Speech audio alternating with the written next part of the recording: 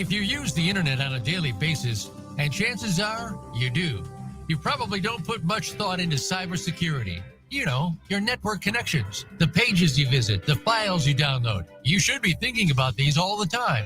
Welcome to And Security for All. Your host is Kim Hakim. We're here to help you understand, in general terms, how and why your cybersecurity should be kept in check. Now, here is Kim Hakim. Hello, everyone. Happy Friday. Again, I feel like it was this past week flew by. I'm Kim Hakim, your host. Welcome to another episode of And Security for All. Thank you to all our listeners out there, our listeners on the radio show at Voice America. If you are tuning in on LinkedIn Live, you could always catch any of our past shows on any place you listen to your podcast. You just do a search for And Security for All, and you can find this show on Voice America. I hope everyone had a great week. As many of you know, I'm also the CEO of FutureCon Events, and we host cybersecurity conferences all over North America. And I just got back late last night from Detroit. And I hope everyone's doing okay in Detroit, because I know they were having a huge snowstorm that was coming in. And luckily I got out of there. But it was nice seeing so many of our old friends at FutureCon and tons of new friends. We literally yesterday had standing room only at that show. Our keynote speaker is Dan Lorman. It was Dan Lorman. And if you don't know him, he's someone you definitely want to check out. He's an award-winning CISO, best-selling author, blogger, keynote speaker, and he's a CISO advisor over at Presidio. Yesterday, he spoke on cyber predictions for 2023 and beyond. It was a really great talk. And then he continued on and he moderated our panel. And we had an amazing panel yesterday. We had Richard Steenan, which was really awesome to have him out in person. He is very sought after at huge conferences. So it was really nice for him to sit on our panel. He is a researcher and an analyst. He produces the author of the Security Yearbook. And we had Arun DeSoso, who's the Chief Information Security Officer over at Next Year Automotive, and the CISO, Maureen Nemec, from Contour Brand. So it was really great. The crowd was amazing. And if any of you out there would ever like to hear any of our keynote speakers from our events, you can just go check out those shows at our FutureCon YouTube channel. So we are heading off to Seattle in 2 weeks. We haven't been to Seattle. I actually haven't been to Seattle since the creation of FutureCon. I had another company prior to FutureCon, and I haven't been back to Seattle in probably 5 years. So we're heading out there in 2 weeks. So if anyone is tuning in from Seattle, check us out at FutureCon Events. It's going to be another great event up in Seattle. I'm very excited to see a lot of old friends up there. Today, my guest, he participated in a few of our live shows straight off of COVID. We had one of our first shows in Dallas, and he was there in 2000. That would have been 2022. Yeah, 2022 and 2021. And 2023 and 2022, right after COVID. But I have Phillip Wylie. He's a hacker, an educator, a pen tester, an instructor, a keynote and international speaker. He's another best-selling author. He has the Hacker Factory podcast, and he is the DC 940 founder. He just started a new role at as a security solution specialist at CYE. And he is the author of Pentester's Blueprint. So excited to have him here today, and excited to get to know more about you, Phillip. Well, welcome to the show, Phillip. Thanks for having me. It's an honor to be joining you today, and it was great seeing you back in January at the Dallas event. Sounds like that threw me for a loop. I'm like, wait, was it 21, 20? Because you were there 2 years in a row. And I'm thinking, yes, geez, we're already in 2023. So anyway, that was a great event. Phillip was there doing a book signing with, I just went blank, with, the CISO from SMU. Why did I just go blank? Anyway. Well, my team will throw that in the chat for me. So we had a packed house. George Finney. Yeah, Yes, that's it. George Finney. He's keynoted our events, and he both of you guys had a book signing, so that was a great event. So anyway, I feel like I've met you those few times in Dallas, but I really haven't gotten to know your history and everything about you. Why don't we just kind of start off? And I'd love to hear how you got to be a pen tester, a hacker, an author, everything. What? Just tell us how it all started. Sure. Yeah, I started my cybersecurity career as going way back. I started out as a system administrator. I was working as a CAD drafter, found out about system administration roles, and it sounded interesting to me. I took a Novell NetWare C&E certification course, taught myself how to build computers, got my first job. So that was back in 1997. And I worked in IT as a system administrator for a little over 6 years and found out about cybersecurity. And the company I worked for, the mortgage company, I got moved over to the cybersecurity group, worked in network security and data security for about a year and a half. And then the company hired a new CISO. They came in and divided us up into different groups. Prior to that, everyone was doing the same thing: network intrusion detection systems, firewalls, vulnerability scans, and risk assessments. So he kind of separated us out into different silos, and I got put on the application security team. And that's where I found out about penetration testing. So I worked in application security for about 7 years. And in 2012, I got laid off from my job and applied for a job as a consultant, performing pen tests. So I worked the first 5 years of my offensive security career was spent as a consultant. And then I started working for companies internally. And so I've worked as a red team operator and pen tester for several different companies and performed application pen test, network pen test, as well as wireless pen test. Do you feel like, I feel like 5 years ago, you didn't really even hear the word pen tester as much as you hear it now. So how did that, how do you think that's evolving? I love talking to pen testers. I love hearing their stories. We have a couple of people, Jonathan Kimmett, welcome to the show. He co-hosts my show sometimes for me, or guest host, and he had a pen tester on, and it was a really great story here. And between him and the pen tester. And Robert Skinner, thanks for being here today. But tell us about some of your, how did you get into pen testing, and what were some of the few, things that you started off doing, and where are you seeing with the evolution of pen testing? Sure. I got laid off from my job as application security analyst for a mortgage company. And so I decided during that time in application security, I found out about penetration testing. And interesting now that you hear so much about it, but back in 2012 or so, you really didn't hear much about that field at all. And so I applied for a job and got into consulting. And actually, Robert Skinner, that's on here, we used to work together at a company. He was one of our engagement managers. But so I got into the consulting. So it's really interesting. The interesting thing is just looking at the cybersecurity community back in 2012, 2013, you would go to different meetups and you would hardly run into any other pen testers. There'd only be like one or two of us in the room. And now you go to any security events, there's a lot more. And really what's driven that is compliance pen testing, mainly like PCI DSS, payment card industry data security standard, really drove a lot of the needs for pen testing. It's a requirement. And so companies had to have pen tests performed.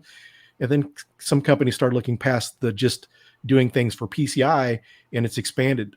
Back when I was getting started out, most companies didn't have their own pen test team. They relied on consultants. But now if you look at a lot of companies, they have their own large pen testing teams in-house. So it's really grown a lot. The awareness has grown.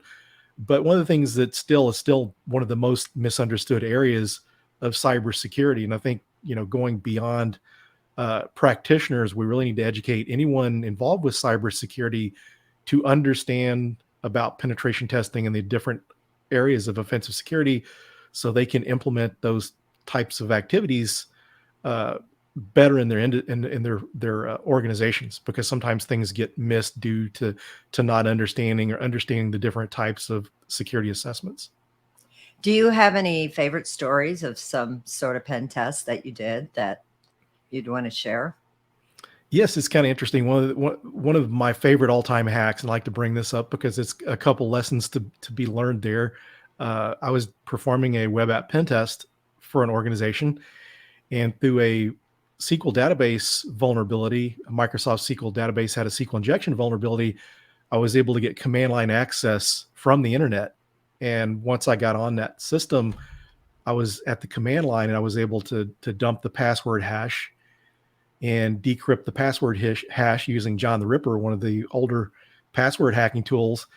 And whenever it unencrypted the hash, it was like the password all lowercase number one. And this was reachable from the internet. The company I performed the pen test for filed a risk acceptance because it was a development system.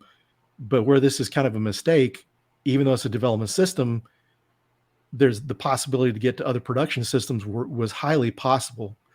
And so one of the things I really like to preach is, when you're using risk acceptance, use those wisely and use them when they're needed. If you make sure you go back and remediate issues, because those vulnerabilities, they can turn into something serious. And another example of remediating your vulnerabilities where it's needed, I was performing a pen test as a consultant once.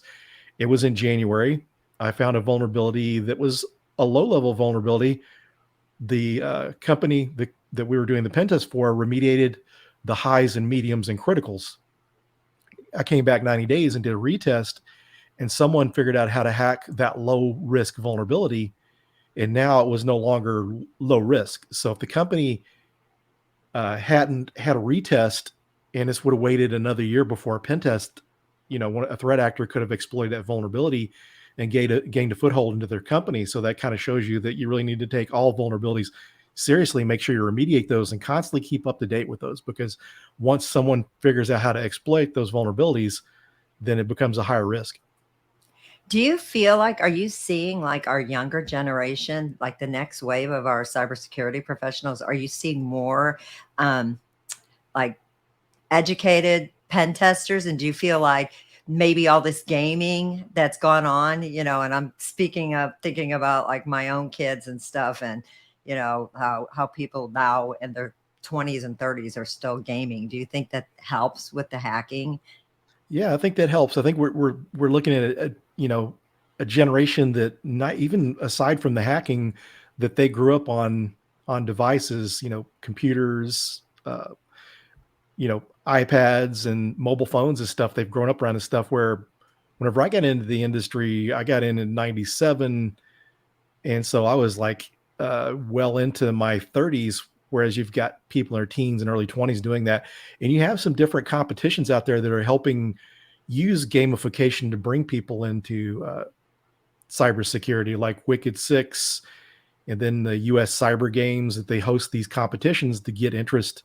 And there's a lot of, several different companies out there that are creating gamified education platforms to help teach them. But the good thing we got now in our favor is we're getting younger talent that has those skills that they've gained from that. Some of them have even played around with hacking themselves. Some of the people I've had on my podcast got into hacking through hacking video games to use different cheat codes to level up or get extra lives or advance their level in a game. And so this mindset, I think, is really setting it up for people bringing in new, fresh talent, because there's such a skills gap, and we need that. And now you see more younger people getting into it. And pen testing was probably one of the bigger draws of most of the different areas of cybersecurity. And one of the things I advise anyone interested in cybersecurity is look at all the different roles. Pen testing, getting to hack for a living, is a lot of fun, but there's also some other good roles. But the good thing, as you mentioned, the younger generations getting into the gaming and all this stuff, getting interested in computers, is giving us talent, more talent at an earlier age than what we'd seen previously. Well, I know you discussed, we were talking pre-show that your podcast, you talk a lot about that, people getting into cybersecurity. So for some of those younger, that younger generation that maybe they don't know what they want to do yet, but they are like big gamers. I happen to have a daughter that's 18 that's trying to figure out what she's going to do. She's the third one. The other two are all off my payroll, but I'm like, gosh, she hacks everything that I've ever shut down around this house. And, I'm like, I just don't know. She doesn't know yet that I think that's a good way for her to go. So how do you advise young people like that? What kind of advice do you give them to even, look into something like that? One good thing to do is go to different security conferences and see the different type of roles there. So you'll have people from different areas of the industry giving presentations. Some of these conferences have workshops, so you can learn different hands-on labs and things that you can work with. And then in CTFs, a lot of the different conferences have capture the flag competitions, where it's some kind of challenge where you're trying to hack into something. Sometimes it could be a cryptography challenge. So get started out with like CTFs, resources like Hack the Box, and Try Hack Me. They have educational platforms, so you can get in there in an environment that may, emulate, production servers, and you get to practice hacking and learning. Hack the Box has their academy, which is more educational, which costs money, but you take Try Hack Me, they have a free level where you can get in there and learn different areas of cybersecurity with a strong emphasis on hacking and pen testing. So I'd recommend, starting out with Try Hack Me, going to conferences and try CTFs. And some of the different organizations or some of the different colleges have cybersecurity groups. So check some of those out, and they bring in speakers routinely from the industry to share about the different areas. Yesterday, as I said, we were in Detroit, and we always we always have student volunteers that work, our registration desks, because our events aren't really for students, but we like to encourage students to come and, work with us. So, they can kind of put their foot in the door. And this girl had just graduated. She did a boot camp.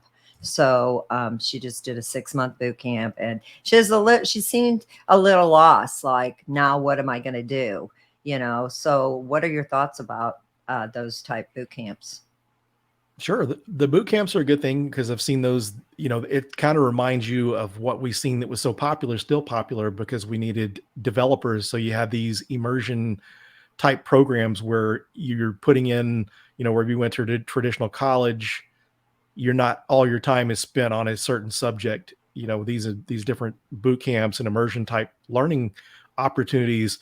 You're spending all that time, 8 hours a day or however long class periods are, to learn. Those are some good opportunities to learn.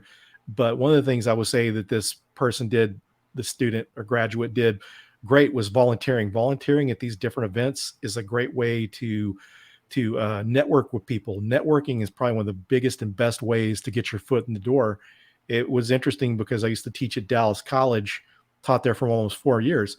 One of my former colleagues that works there asked me to come in and talk to the ethical hacking class or pen testing class, the class I used to teach there. One of the things I shared with them is networking is one of the best things you can do to help your career. And funny coincidence, when I left the class, I had a message from one of my connections, Ira Winkler, saying, I'm not sure if you're, still happy where you're at, but if not, Cy, I'd love to get you over here, Cy, and work with me. And that's the way I got my job. My previous job was someone on my network I was connected to. I've seen recent college grads give presentations at different local cybersecurity meetings. I saw a student one time give a presentation on malware analysis. There was a hiring manager from Citi in the audience, asked for his resume, and ended up getting a job. So networking is one of the biggest things, going to different conferences like this, the different cybersecurity groups. If you're an underrepresented person, there's lots of women's groups, LGBT plus groups.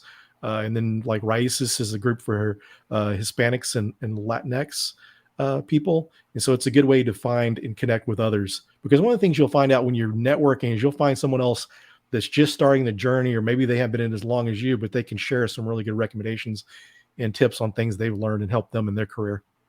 Well, and I think this girl yesterday, I think she's going to be just fine because she showed up dressed so professional, even wore red for FutureCon. I was very impressed. And, I was like, when you're not working the registration desk, you need to go talk to all of our vendors, and you need to walk right over to that ISSA table and talk to them and join, that local community. And it's all about network. She was networking. She was busy all day. So I do believe FutureCon, we provide a great opportunity for students to come. I'm always hiring student interns, but we have quite a few people that have comments here, so let me address them.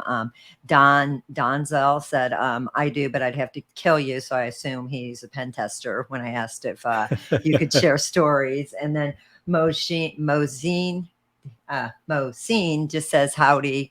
And then what else? Jonathan Kimmett said, are you seeing that pen test processes are changing due to the increased security being built into network and endpoint tools?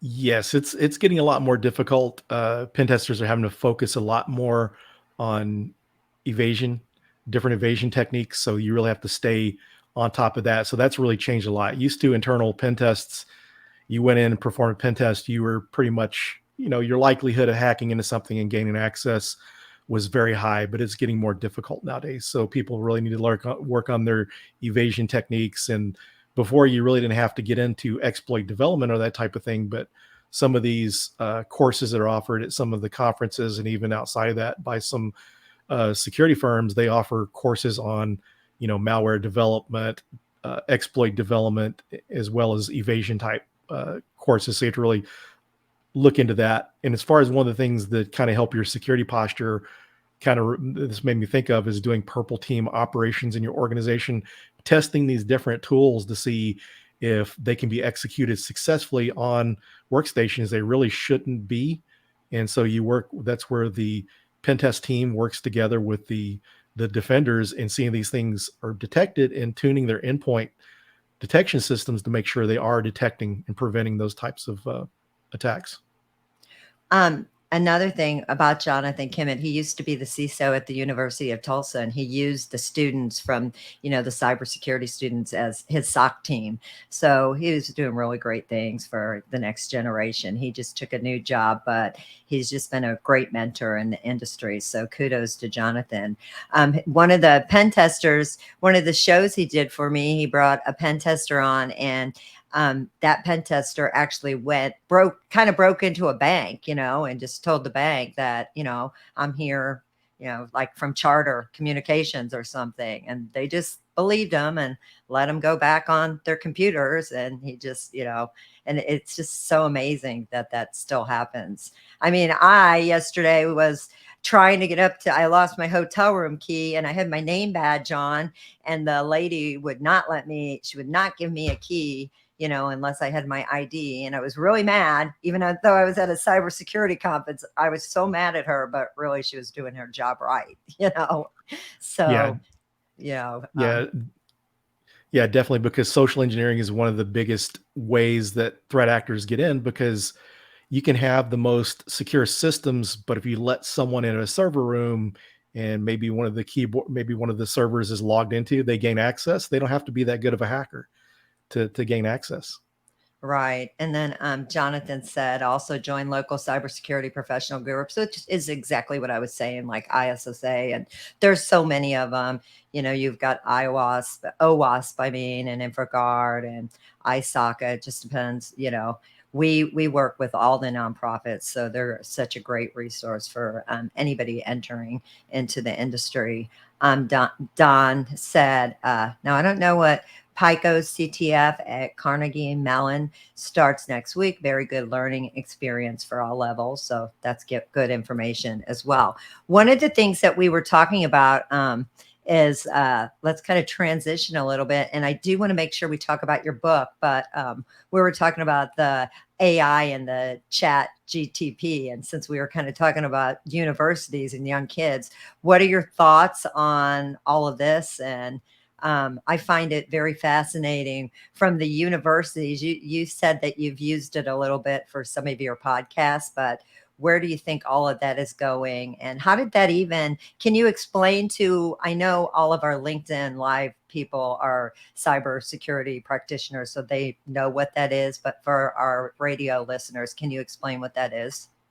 Sure. Chat GPT is basically referred as an AI chatbot because OpenAI already had their artificial intelligence in place, but for the everyday user to use it and not have to go out and learn AI or be highly technical, you're able to use this chat, and you're able to, in that chatbot, you're able to ask, you can ask if you need to write a bio for yourself. I've used it before to write a quick bio, an updated bio. Uh, I use it for my podcast because I'll take my transcript and feed it into Chat GPT and ask it for like a summary, to create a summary. So it'll create my summaries, and it's really a great writing tool. But what really got me interested in it was last fall, someone had posted on Twitter how they created a reconnaissance script. There was a bash script, and so they went in and told Chat GPT, I want a reconnaissance script with these 4 tools. So it created this bash script, went in and set the script to install all these tools in case they weren't installed, and then run them to do reconnaissance. So seeing what people were doing with development, and there's programmers using this to create code. But one of the things too is you still have to do some massaging. So some cases it's kind of hard for someone without any coding experience to go in there and write some sort of program. You have to have a little bit of knowledge in that area because sometimes it makes mistakes. Same thing with writing. But as far as a writing tool, it's really, really good writing tool, because if you want an outline on a certain subject, it'll create an outline. It's interesting too, because even Microsoft has got in on the game. They partnered with OpenAI. They have a version or an API or connection to this AI in their Bing search engine. So they're taking search engines and they're able to do a lot more. So what we used to do with Google, you're able to enhance that so much more. The research capabilities are great, the automation capabilities. And one of the things I see is everyone always asks, is AI going to replace pen testing? I really don't think it's replacing anything yet, but one of the best quotes I've heard is, you won't be replaced by AI. You'll be replaced by a person that knows how to use AI. So I highly recommend playing around, learning how to use this stuff. It's really great to use to write. There's different writing tools out there that use AI that help you with your writing, help you reword stuff. And people worried about the universities, I can see the concern, because you're able to go out, take something, a document that someone else created, and you can put it into a tool and ask it to rewrite that. So it kind of makes it a little more difficult to detect plagiarism. But as far as a tool, it's got a lot of great uses. I mean, this is one of the things that has helped evolve our industry. And as far as a pen tester goes, back years ago, pen testers didn't have vulnerability scanners to perform pen tests, and so it's become common practice. There's so much work that pen testers need some sort of automation to make their jobs easier. And what I kind of see is the tools getting more smart, AI enabled, and able to take care of some of the low level, tedious stuff that's kind of boring, that pen testers don't like to do, and they can focus more on the hacking. So do you think, well, first off, is like Chat GTP, how do you even access something like that? Is that just Google it? Yeah, you just go to chat.openai.com, and then you just subscribe there, and then you get access to it. And they've got paid subscriptions now, because one of the things, it stays extremely busy. So if you go off the free access method, sometimes you go in there, if it's really busy, it'll tell you that we're currently under heavy loads, that you'll have to come back later. And so if you pay for the subscription, which I think is like $20 a month, then you don't have to wait. You get access immediately. But so yeah, you just go to chat.openai.com and sign up for a subscription there.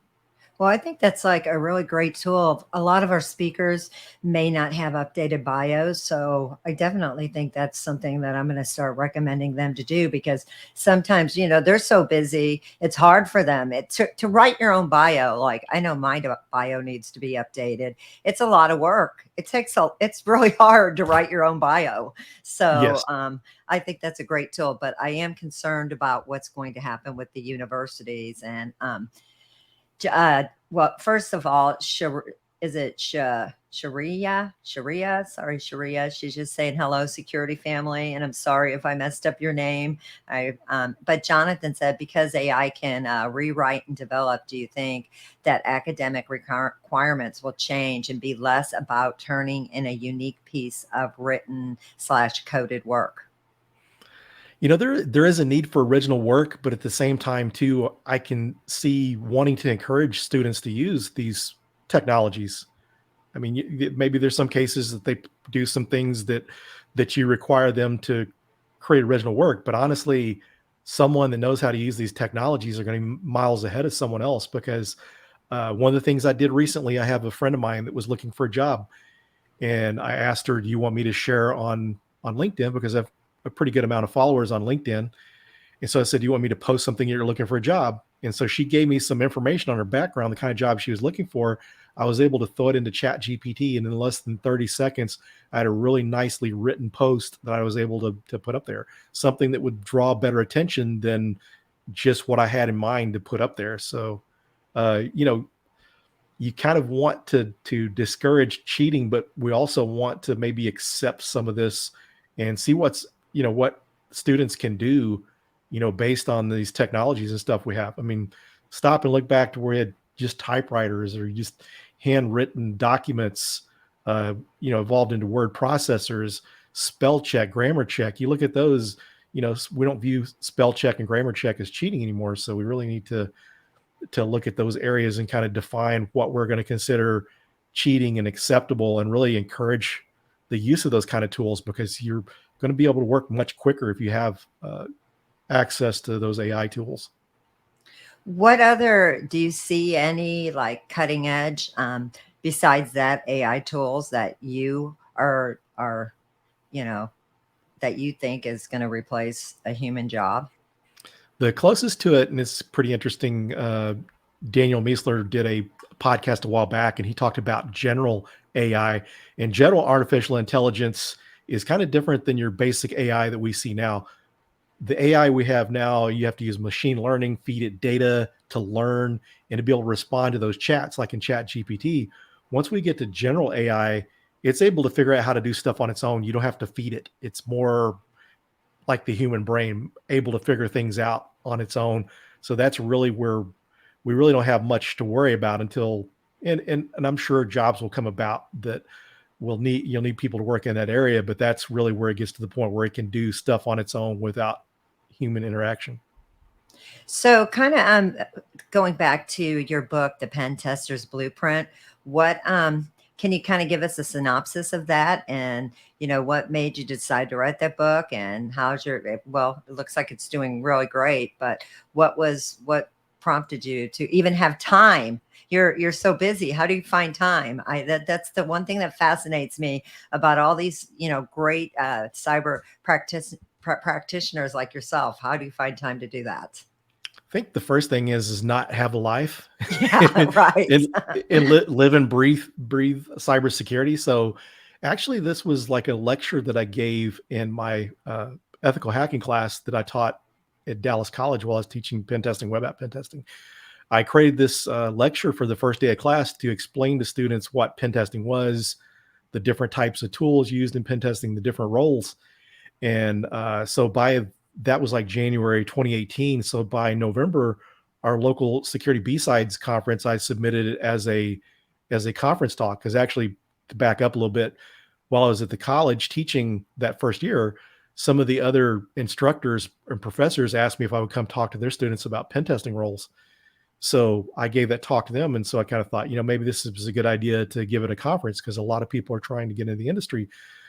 So it became a conference talk, and I gave it at many conferences. And I was in the Tribe of Hackers Red Team book, and Wylie Publishing asked me, would you be interested in writing a book? And so I kind of thought, yeah, I'd really like to take this talk and turn it into a book. So I took that concept, that lecture, and expanded upon it into the book. So, so who is your target audience for that book? The target audience is anyone that's wanting to get into pen testing. I mean, you can have zero technical background, because when I was teaching at the college, one of the things I experienced was sometimes they didn't do a good job of vetting student prerequisites. So I had students that started the college that my ethical hacking class was the very first class they took. And really, ideally, they should have had some other technical courses before taking that. So I wrote it to people that are non-technical, so they see the prerequisites that they need, understanding networking and operating systems before they can start into learning how to pen test, how to build that base knowledge in technology, learning security, and then moving on to the hacking piece, which is, the big part of pen testing. So that was kind of where it was geared toward, but this knowledge is kind of helpful. This book would be useful for anyone that's just wanting to learn more about pen testing. One of the things I always do when I have a guest on is I quickly look at their LinkedIn and see what their last post was. And I noticed that you had a post of, some of the top influencers of hackers or pen testers to follow. Who are some of your, role models for yourself? Because you are a role model in the industry. So who are your role models in the industry, and, why are they? Sure. Actually, I'd mentioned Daniel Miessler earlier, but Daniel Miessler, he was one of the creators. Him, Jason Haddix, and a hacker that goes under the handle Got Milk, created this list called SecList, and it's a dictionary of passwords and different helpful tools for penetration testing that they created. As I mentioned there, Jason Haddix, he was a penetration tester. Now he's a CISO for a company and manages pen testing teams, and he used to be at Bug Crowd. So I really picked up a lot of good tips from him, because people that do bug bounties have some really good tips. So I'd say Jason Haddix, Mubix, aka Rob Fuller. Let's see who else. Yeah, also Wirefall from Dallas Hackers Association. We used to work together, so he was kind of a mentor. So those are some of the ones. Also, Nahum Sek is a very well-known bug hunter. Used to work for HackerOne. And also like John Hammond, he's a really great educator. He has some really good content on YouTube. So those are some people that I highly respect and recommend people following them and checking out their content. And now, how long have you had your podcast? And tell us a little bit about your podcast. Sure. My podcast is coming up on 2 years. So today I published my 104th episode. So my podcast started out, a lot of the things I do is, since my passion and interest is in the offensive side of security, it started out to be more geared towards, because the Hacker Factory was, geared more towards, pen testers. But I saw the need to share other roles as well, because, there's such a shortage in the industry. People starting out are looking for good resources. So the focus of my show is to have guests on sharing their stories of how they got started, what got them interested in cybersecurity, and their advice for others getting started in the industry. It's so interesting that you say there, because there is a shortage in the industry, but yet there's so many people that I know that are trying to find a job.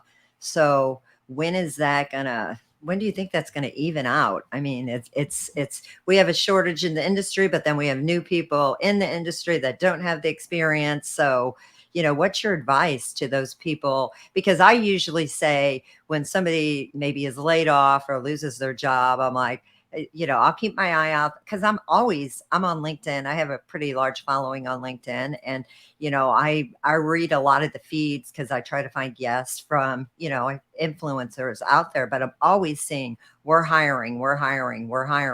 So how do those things correlate? That it's that we're not going to have that shortage. When are those things going to match up? Sure. And I think really we could kind of overcome that shortage. But for anyone that's looking, network, I can't emphasize enough. If you're connected to someone at that company, they have job openings, reach out to them and see if they'd recommend you. Because one of the things most companies do is they give their employees referral bonuses. And I can't think of most people that aren't going to refer you. You're connected on LinkedIn, you know, kind of start a conversation with them, you know, stay connected to these people. But yeah, if you're interested in a job with their companies, reach out to them, because one of the things a lot of us in the industry refer to is trying to get past the HR firewall. A prime example there is I used to work for US Bank. I was at a local OWASP chapter meeting in Dallas. The presenter worked at US Bank. He said, we're hiring. If anyone's interested, send me, let me know and I'll get your resume and forward it on. So I connected with them, gave them our resume, and pretty shortly after, with probably less than a week, I had an interview with the hiring manager and ended up getting the job. Same time frame, I applied for a job at Bank of America. Exact same requirements. I had all the certifications, had all the experience. But one of the things I did different with US Bank, I knew someone inside. They were able to take my resume to the hiring manager. Bank of America uploaded my resume through their HR system. They didn't call me until like a year later. So no matter how experienced you are, it's hard to get around that. So networking with people. But as far as trying to fix the skills gap, I think we need to be a little more friendly on entry level folks. Take a chance on bringing people in, entry level people. The way some of these job descriptions are written, it's entry level, but they're looking for a mid to senior level person. So we need to be more accurate with those. Take more of a chance on hiring people with very little experience. I think one of the things that also would help is doing apprenticeships, because one of the things I've seen with my students and people I've mentored that had an easier job finding work or getting their first role was because they did internships. But if you're not in college, it's hard to get an internship. But if we could get apprenticeships, someone could go apply with that company, same kind of setup as an internship. This person come in, work for 3 to 6 months. And if they're not a fit, you don't hire them. But if they are, try to hire that person. And then what you've done at the same time too, is you've given this person 3 to 6 months worth of work experience. Now, once they apply for other jobs, they're going to have an easier time because they can actually display that they actually have professional experience. Yeah, and I think it's all of our jobs to, being in this security industry, and especially if you do have a large following on LinkedIn, is to help each other. I had a lot of respect for the CISO over at GoDaddy. About a year ago, I think they had some layoffs, and he just put names out there of his team. You could tell he was very sad that he had to let some of his team go. But he put, he kind of gave his referral to these people. And then I reshared that post because, I bet those people got new jobs pretty quickly, because of the experience they had. So kudos to the CISO over at GoDaddy for doing that. So I think that's just really great when we all, again, that goes back to networking, but, Mohsin said, what I'm looking for is getting my foot in the door of cybersec while I'm almost done with my cyber bachelor and working full-time in a non-cyber related job, and willing to work on weekends or at least remote to keep my current job while paying bills and bridge over to the security-based careers. That's the hardest thing, if you have to earn money, but how do you manage that? You still have to pay your bills, so you can't work for free. Yeah, one of the things going back to internships, if there's any way to get an internship, try to get an internship. Another thing to look at is SOC analyst roles. SOC analyst roles kind of keep some strange hours because, they have to have coverage 24 hours a day, 7 days a week. So if you can apply for one of those SOC roles, maybe that you can work on weekends or evenings on different off shifts to work during that time to gain that experience. But this also still goes back to networking. Network with people, let them know that you're wanting to find jobs in industry. One of the things I do, and I've seen a lot of others do, write posts for other people saying this person is looking for a job. And people like Kim or myself with a big following on LinkedIn, sometimes it can give visibility to those posts. So yeah, networking, and then try to find something like a SOC analyst role, that's something you can do part-time. In hiring, it's not easy hiring. I'm fortunate right now. I have a really great team, but there was a period of last year I was trying to hire for a couple of different roles, and it's so hard because, even if you post something on LinkedIn, you're getting tons and tons and tons of non-qualified candidates that are, like applying, and the job that has nothing to do with them.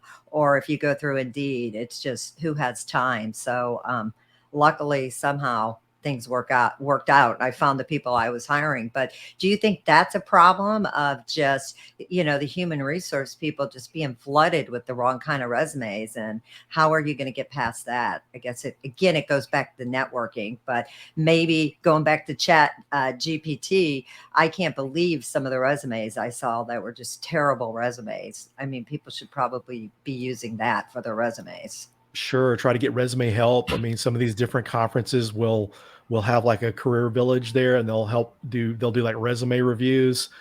So get your resume reviewed. And another thing that's really good, that we're in a time now that content creation is very helpful. So if you like to write blog posts, start a blog on Medium and write about the things you're doing to learn cybersecurity. So some people would do walk through videos on different challenges they went through on Hack the Box, or, building a home lab, just different cybersecurity topics. Some people that if you know how to code and you're writing scripts, if you wrote a script to do a certain thing, start a GitHub account and put your scripts up there. So that way you have this to show to hiring managers.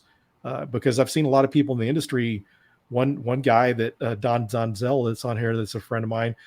We know a guy in the industry that was a pool cleaner, and basically from his connection in the community, he was connected, and also being involved with the community, was able to get a job pretty quickly from the networking. But I've seen people that basically had a YouTube channel, or they're blogging or different things, or streaming and doing those things, and they're getting attention because whenever they perform these technical activities online, someone's getting to see the way they think, their skill set.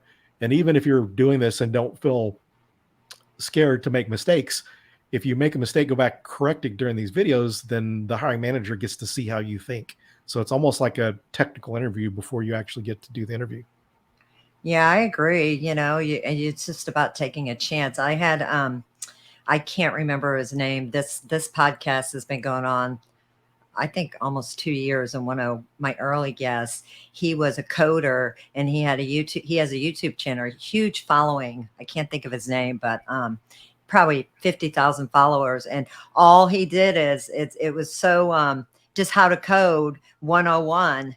And I watched it, and I'm so not technical, but it drew me in. I was able, because he made it so basic, so I don't, it takes a lot of, you've got to be a little brave. I mean, when I started this podcast, Voice of America reached out to me, and I'm like, I am not, that's not in my wheelhouse, but I did it, and now 2 years later, I'm a little more comfortable, but it was scary at first. But it's just, these younger people, I guess, taking a chance. And then if you're trying to get into, like, going back to, sorry, his name is not showing up here, but Mohsin, how do you, if you're trying to get in touch one of these security teams, like, who do you want to become friends with? Because you're not going to try to become friends with the CISO, because the CISO is probably not going to pay attention to you, because his inbox is so inundated, and to get his attention, it's going to be hard. So who do you recommend them to try to get some insight with? I would say more of the practitioners, maybe some of the hiring managers, because practitioners, one of the things that people are happy to do, maybe they don't have the time to maybe mentor full time, but most people I've seen have at least have the time to answer some of your questions periodically through a direct message on LinkedIn. So reach out to the practitioners, the people that you can learn from. That's the ones you want to connect with. Plus, they're also the ones that you're probably going to be more than likely to get you to refer, use them as a referral, pass your resume on. And some of these people are even happy to review your resume, take a quick look at your resume. So don't be afraid. No, go ahead. Yeah, don't be afraid to reach out to people. Yeah, that's what there is a young a young man out of Los Angeles, and we're pretty strict, about not having students at our events, unfortunately, because it's just that's not who our shows are for.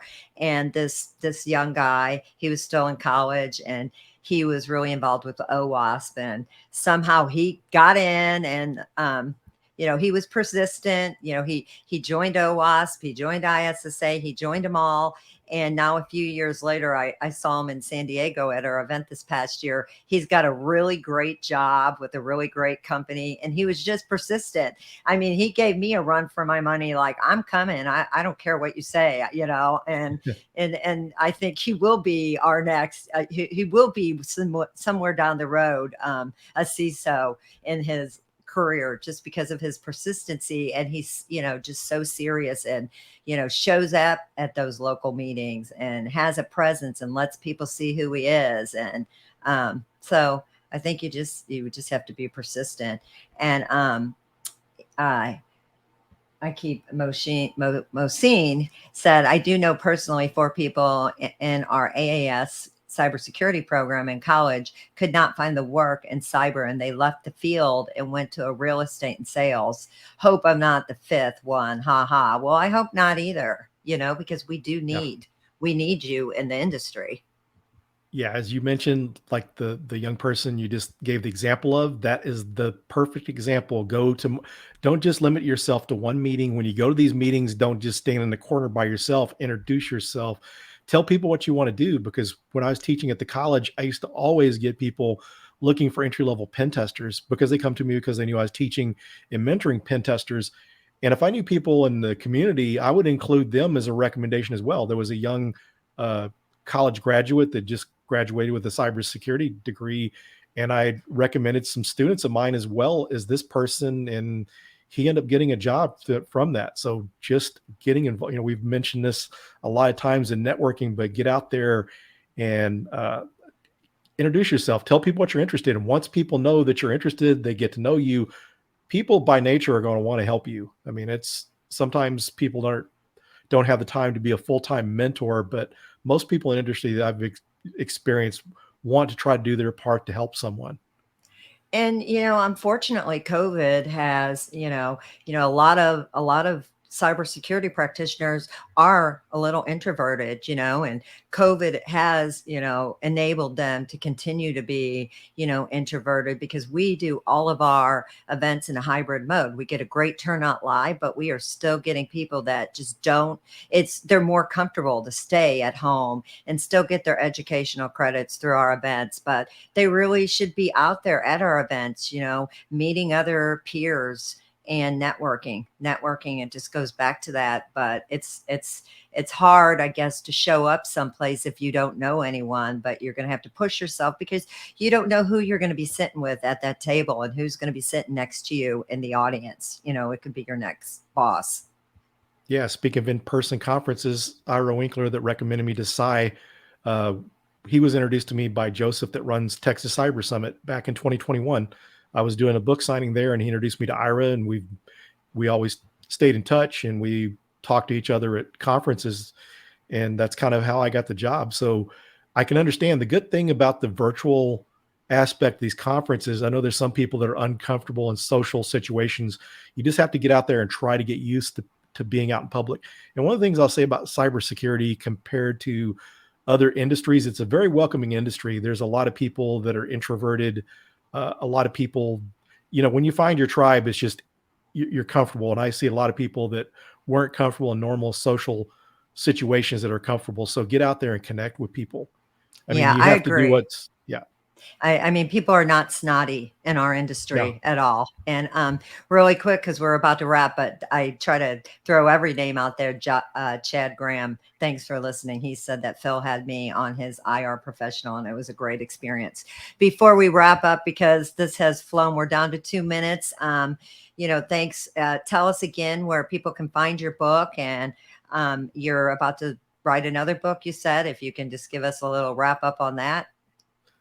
Sure, just kind of not really share much on the second book, but writing a proposal for that. But if you're looking for my book, you can find it through any book reseller, so Amazon, You can buy it directly from the publisher, Wylie.